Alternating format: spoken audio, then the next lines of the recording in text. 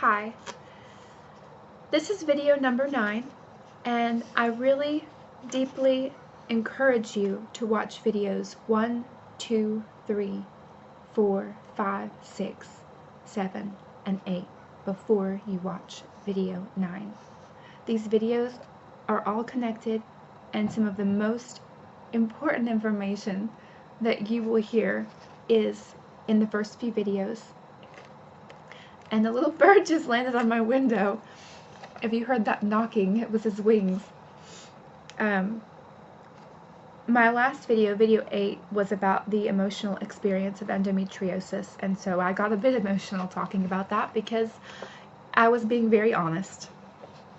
But video 9 is about what can we naturally do to be strong and healthy and get ourselves through coping with this condition, the healing processes before and after surgeries, and maybe even prevent it altogether.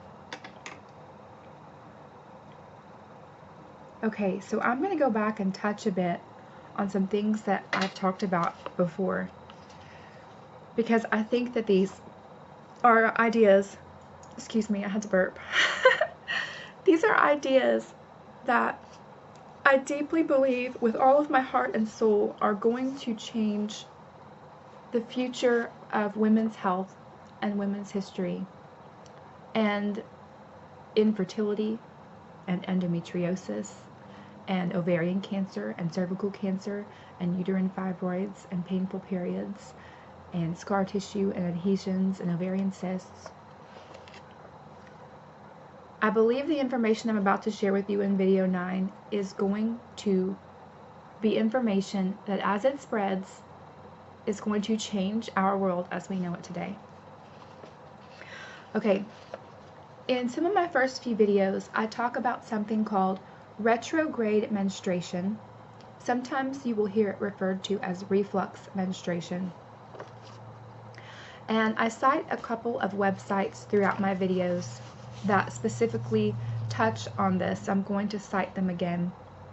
womenshealth.gov/publications /our-publications /fact-sheet /endometriosis.html. Okay, this is where I first learned about retrograde menstruation. It says problems with menstrual flow. Usually when you hear someone say that, you think, oh, I have a heavy flow, my flow is erratic, my cycle is irregular. It's not talking about that at all. It's talking about retrograde menstruation.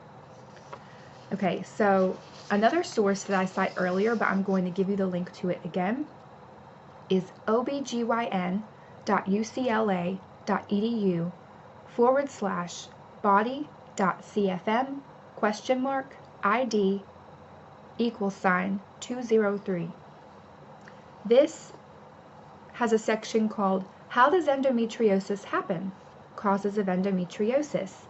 And in this section, it talks about retrograde menstruation. It also talks about other theories about how endometrial cells might be traveling to the wrong parts of the body in other ways.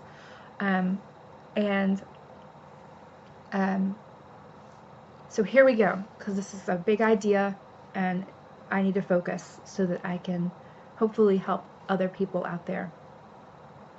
So in this particular source, this is what it looks like right here.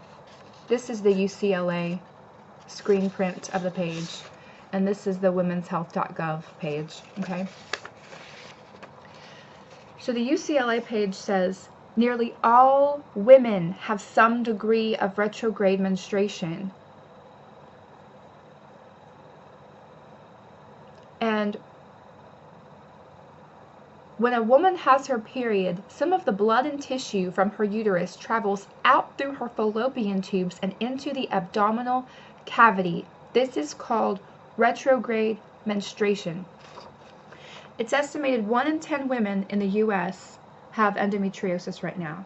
It's estimated that it takes, on average, at least 10 years or more before a woman receives a proper diagnosis of endometriosis after the onset of symptoms. It took me longer than that. It's estimated that between 5 and 10 million American women have endometriosis right now. It's estimated that 176 million women worldwide have endometriosis right now. But when you're trying to estimate the amount of people that have a condition that often goes over a decade before it's properly diagnosed, it could be far larger than this.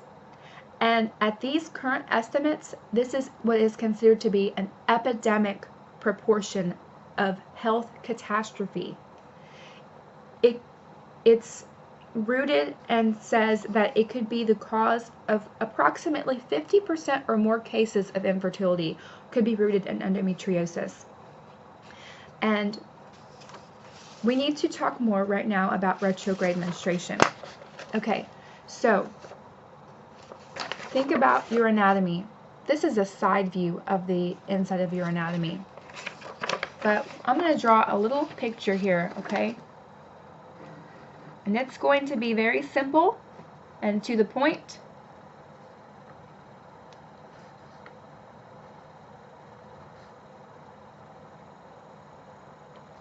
But it's going to do the job, okay?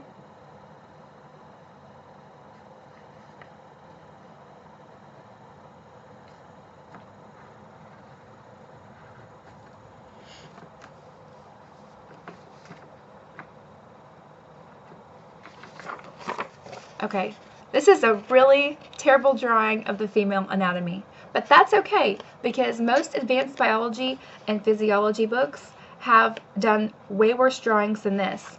Okay, so here we go. This is your uterus, this is your cervix, and this is your vagina.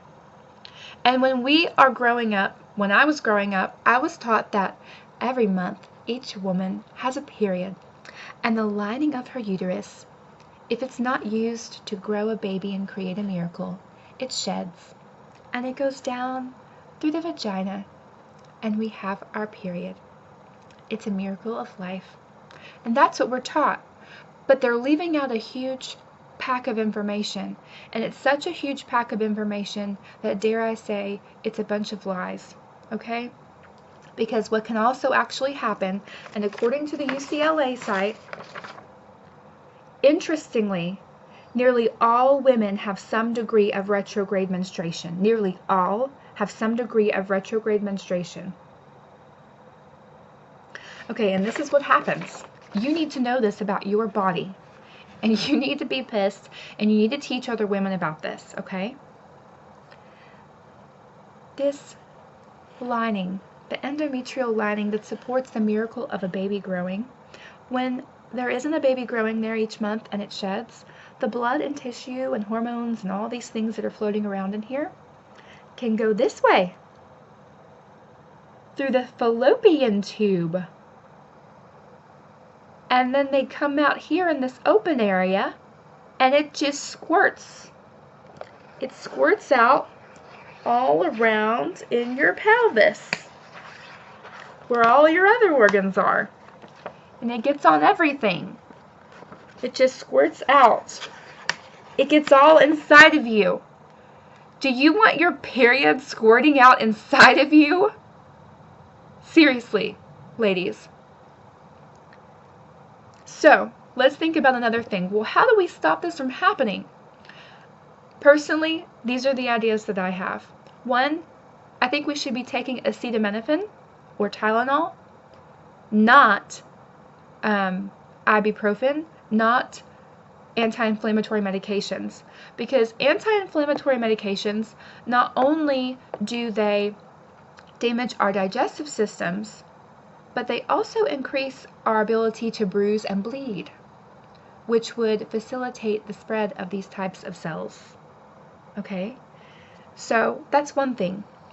Acetaminophen. It's safe enough to take when you're pregnant. It is the only pain reliever safe enough to take when you're pregnant. So to me, it's good for your reproductive organs, right? Right. Okay, so the next thing, I think that women need to be cautious about high impact sports, both during their menstrual cycle, when they're actually bleeding, and other parts of their cycle when they're not obviously bleeding. Because this is a really intricate, miraculous, complex part of the body. And if it's getting punched, or like for me, many years in gymnastics, slammed into the balance beam, into the vault, into the uneven bars, into the floor exercise, just slammed and pounded over and over and over again, it's probably getting damaged. Just like the brains of those men who had developed this terrible, life-destructive brain disease from having repeated concussions in the movie called Concussion with Will Smith, based on real scientific events. Okay? This is a precious part of our body, and if we are beating it up, how can we expect it to not be receiving damage? Okay, lots of vitamin C and nutrition is the next thing that we need to do, because if you have any kind of mess or inflammation in your body, what you need is vitamin C, antioxidants.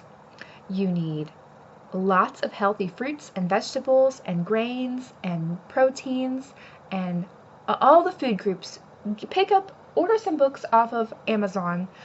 I've got some called Healing Foods, Natural Medicine, Nutrition, Natural Healing, Never Get Sick Again, what the Bible tells us about health and nutrition. Then there's like 20 other books. Look at the stack of books.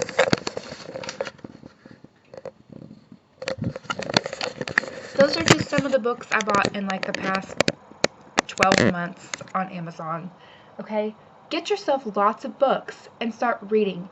And you will actually start noticing that some of these books are bullshit. And they don't teach you the facts about what's actually happening in your body.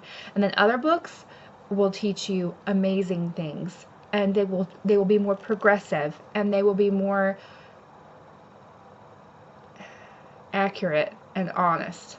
Okay, so here's the last thing. It's really, really important. Okay, so if you don't want your period to squirt all around inside of you, let's think about this, okay? So here's the vagina. The vagina, according to the internet, is on average between like 3 and 4 inches deep or long going this way. Mine is actually much shorter than that. Some women can have vaginas that supposedly are between 5 and 7 inches long.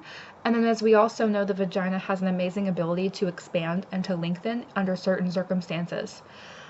So vaginas are very diverse. Uteruses and ovaries and fallopian tubes and all these other anatomies and structures have a bit of diversity in them as well. This is something we really are not taught about as women. We learn that penises can be very different, but we don't learn that vaginas can be very different. Okay, so let's say you take a tampon and you pack that tampon in there nice and tight. You close off that vaginal canal because God forbid you have to wear a pad. God forbid you have to take a bathroom break while you're at school or at work or anywhere else. God forbid. So you pack a nice, tight cotton cork in there. What do you think that happens in respect to retrograde menstruation? We're going to go into video 10 to talk about that. Tampons and retrograde menstruation.